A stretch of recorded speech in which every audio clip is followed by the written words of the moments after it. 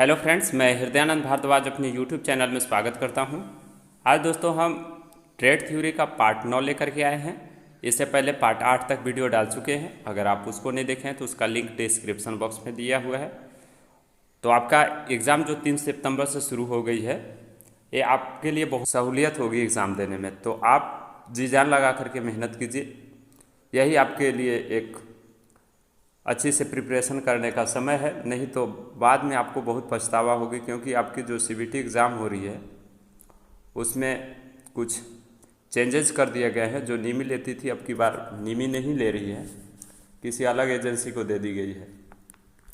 तो आप अपने से अगर अच्छी से प्रिपरेशन नहीं कीजिएगा तो आपके लिए ये डिफ़िकल्ट होने वाली है। हालांकि निगेटिव मार्क नहीं है, उससे थोड़ा सा लड़का लोग को सहूलियत होगा, लेकिन एक अच्छा रिजल्ट के साथ आपको पास जानकारी होना भी बहुत आवश्यक है। तो आइए बिना देर के वीडियो को शुरू कर लेते हैं। अगर पहली बार विजिट कर रहे हैं तो मेरे चैनल पर तो चैनल को सब्सक्राइब करके बेल आइकन के प्रेस करके ऑल पर क्लिक कर लीजिएगा, क्योंकि हमारे चैनल पर जो है ITI से संबंधित वीडियो अपलोड किए जाते हैं। जो भी आपका ITI से न्यूज़ होती है संबंधित, उसको ज़रूर शेयर करते हैं, ठीक है। तो आइए फर्स्ट क्वेश्चन देखते हैं।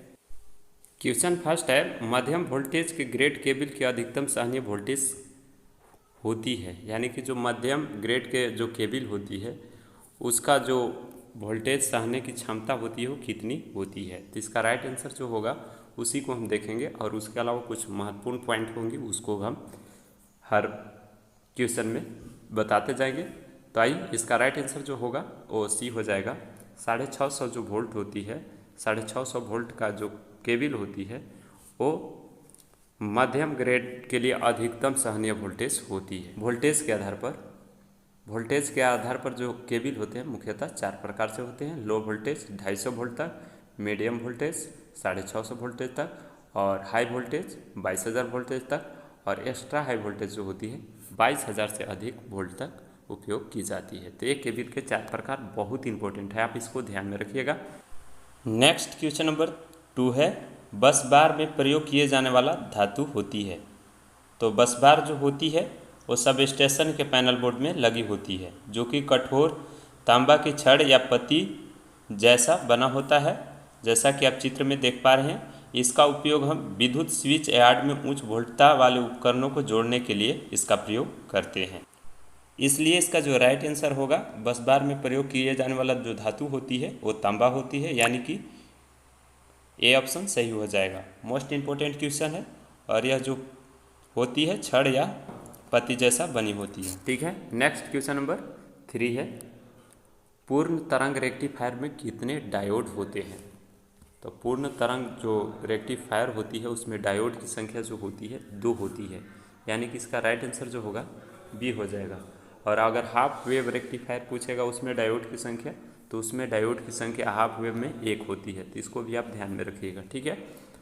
बहुत ही इम्पोर्टेंट क्वेश्चन है जिसको आपको ध्यान में रखना है। और नेक्स्ट क्वेश्चन नंबर है, पूर्ण तरंग रेक्टिफायर की दक्षता कितनी होती है।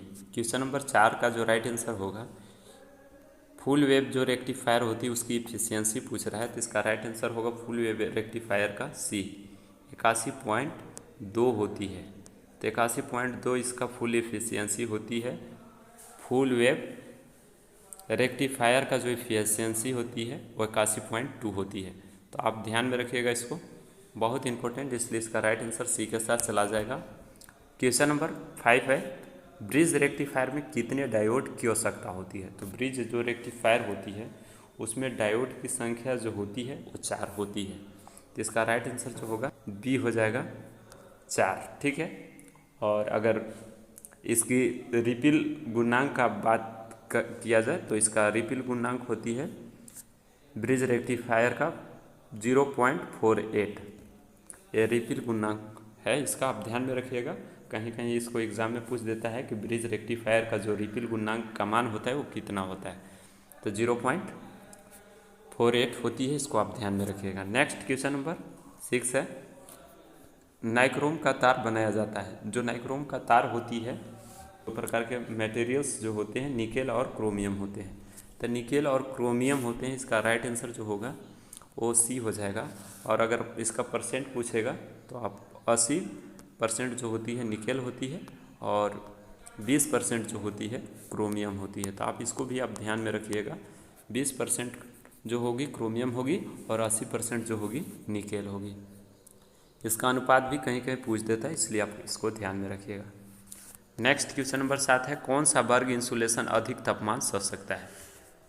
तो इसका राइट जो आंसर होगा 7वां का सी हो जाएगा। जो सी वर्ग के जो जितने भी मटेरियल्स होते हैं, जो अधिकतम तापमान होती है उसमें सहने का गुण होती है। जैसा कि आप चार्ट में देख पा रहे हैं, इसको आप स्क्रीनशॉट ले लीजिए। कुछ महत्वपूर्ण वर्ग हैं जो उसकी सहन सीमा दी गई है कि कितना डिग्री तक वो सह सकते हैं। तो इसको आप स्क्रीनशॉट लेकर के अपनी नोट्स कॉपी में ज़रूर लिखिएगा। और 7वां का जो राइट आंसर होगा सी के साथ चला जाएगा, 7 का सी। नेक्स्ट क्वेश्चन नंबर 8 है, विद्युत की चालक गैस है, यानी कि जो गैस होती हैं वो विद्युत की चालक होती हैं। तो इसका राइट आंसर होगा डी। सभी ये गैस जो हैं जो ऑप्शन में दी गई हैं, नियॉन, हीलियम, आर्गन, ये विद्युत के सुचालक होती हैं, यानी कि चालक होती हैं। तो इसका राइट आंसर डी हो जाएगा।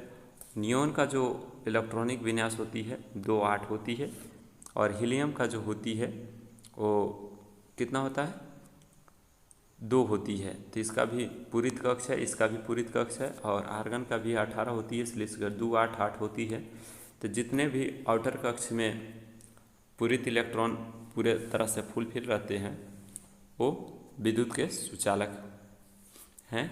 तो आप इसको ध्यान में रखिएगा, 8वां का जो राइट आंसर होगा डी होगा। नेक्स्ट क्वेश्चन नंबर 9 है, 7/20 केबल का अर्थ है।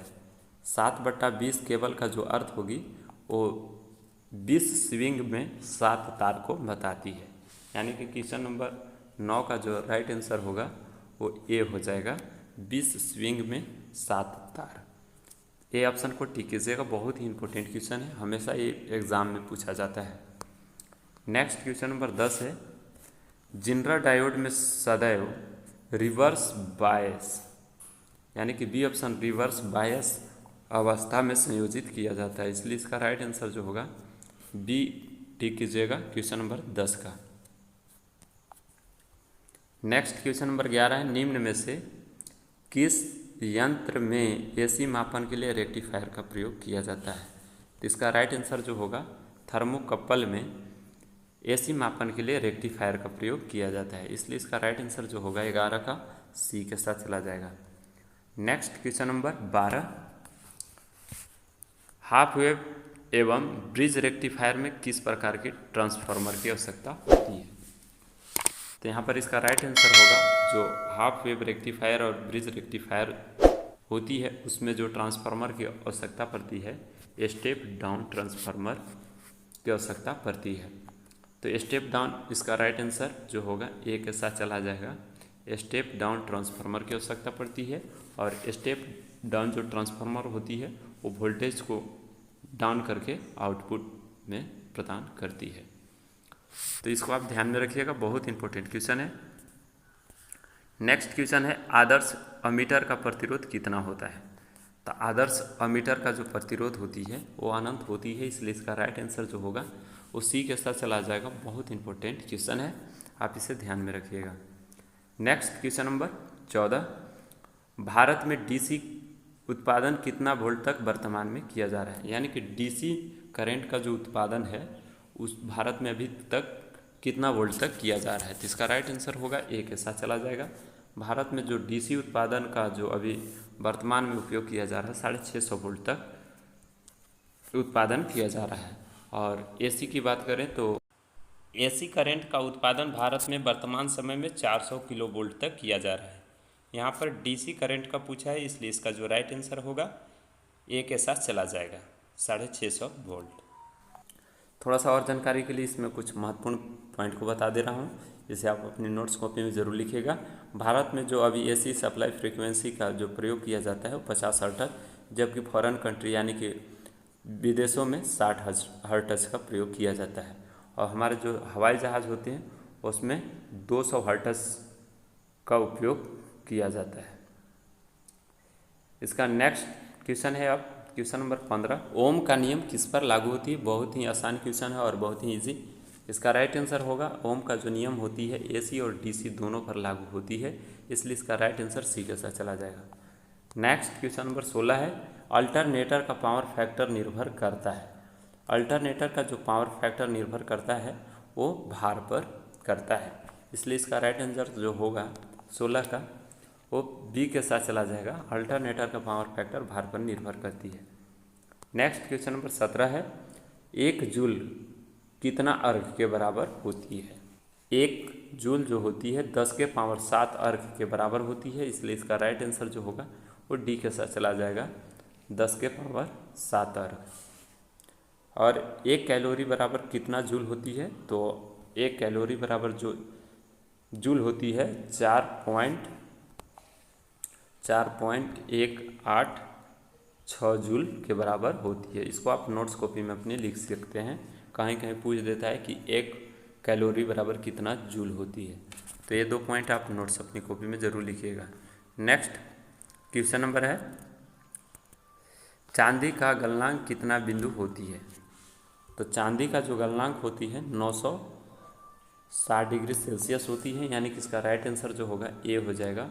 और जो 1083 ऑप्शन है वो तांबा का दिया हुआ है, जो तांबा का जो गलनांक बिंदु होती है 1083 होती है तांबा के लिए। और टंगस्टन का भी बहुत एग्जाम में बार बार पूछा जाता है कि टंगस्टन का गलनांक बिंदु कितना होता है, तो टंगस्टन का जो गलनांक बिंदु होती है 3422 डिग्री सेल्सियस होती है। 3422 डिग्री सेल्सियस टंगस्टन का होती है, इसको भी आप ध्यान में रखिएगा। नेक्स्ट क्वेश्चन नंबर 19 है, सेकेंडरी सेल में किस दोष पाया जाता है? यानी कि सेकेंडरी जो सेल होती है उसमें बकलिंग, कोरोजन, सल्फेशन यानी कि उपरोक्त सभी ये दोष पाए जाते हैं। इसके अलावा एक और दोष पाई जाती है सेडिमेंटेशन, इसको आप ध्यान में रखिएगा। 4 प्रकार के सेकेंडरी सेल में दोष पाए जाते हैं, 3 प्रकार दिया हुआ है, एक प्रकार जो नहीं है वो सेडिमेंटेशन है, इसको आप ध्यान में रखिएगा। नेक्स्ट क्वेश्चन नंबर 20 और इस वीडियो का आखिरी क्वेश्चन है, रोड प्रकार के रूम हीटर में हीटिंग एलिमेंट जो होता है किस धातु का बना होता है? तो बहुत ही आसान क्वेश्चन है, रोड प्रकार के रूम हीटर में जो हीटिंग एलिमेंट बना होता है वो नाइक्रोम के तार का बना होता है। तो नाइक्रोम का जो होता है तार का उपयोग हीटिंग एलिमेंट के लिए किया जाता है। तो ये 20 अति महत्वपूर्ण क्वेश्चन आंसर को सॉल्व किए दोस्तों। अगर वीडियो हेल्पफुल रहा हो तो प्लीज़ वीडियो को ज़रूर लाइक कीजिएगा और आप ज़रूर मेहनत कीजिए, क्योंकि आपकी मेहनत ही आपको आगे सफलता का प्रतीक है। तो आप मेहनत कीजिएगा तब ज़रूर अच्छा रिजल्ट आएगी और आगे होने वाले टेक्निकल एग्ज़ाम में भी आपकी सहूलियत होगी। इसका PDF लिंक हम टेलीग्राम ग्रुप पर दे रहे हैं, आप चाहे तो इसे डाउनलोड करके अपनी नोट्स कॉपी में लिख सकते हैं। तो मिलते हैं फिर नेक्स्ट वीडियो में नई जानकारी के साथ। आप अपना ख्याल रखिए, तब तक के लिए बाय बाय।